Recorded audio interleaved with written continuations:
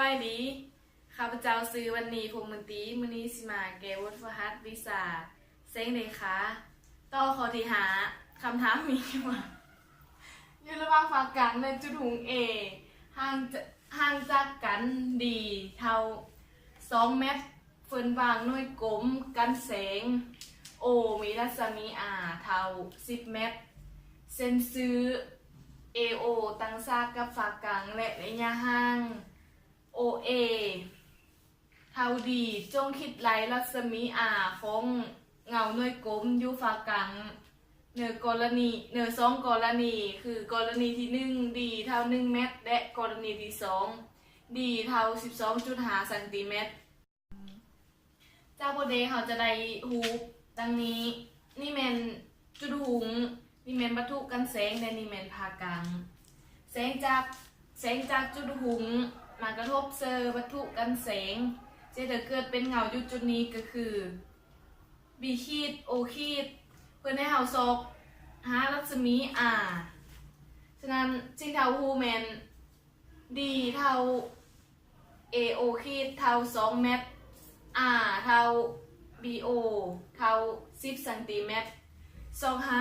B ขีด O ขีดใน2 กรณีที่1 D เท่า OA เท่า1 เมตรในกรณีที่2 D 2เท่า AO เท่า 12.5 เซนติเมตรเท่ากับ B ขีด O ขีดเท่ากับแต่ละเพื่อโปรเดย์เฮาง่ายขึ้นเฮาจะมาเปรียบเทียบภูมินี้กับภูมิ3 เจก็คือ A B O B ขีด O ขีด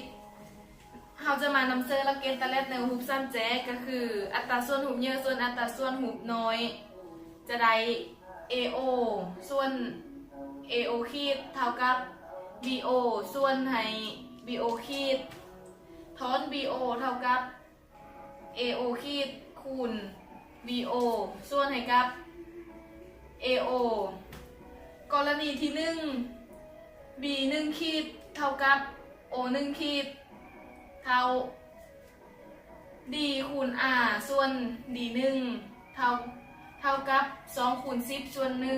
1 B 1 ขีดและ B O ขออภัยเนาะ O 1 ขีดเท่ากับ20 เมตรในกรณีที่2 D เท่า 1.25 เซนติเมตรเชิงเท่ากับ 0.125 เมตร B 2 ขีดและ O 2 ขีดเท่ากับ D คูณ ส่วนให้กับ D 2เท่ากับ2คูณ10ส่วนให้กับ 0.125 B 2 ขีดและ O 2 ขีดจะเท่ากับ160 เมตร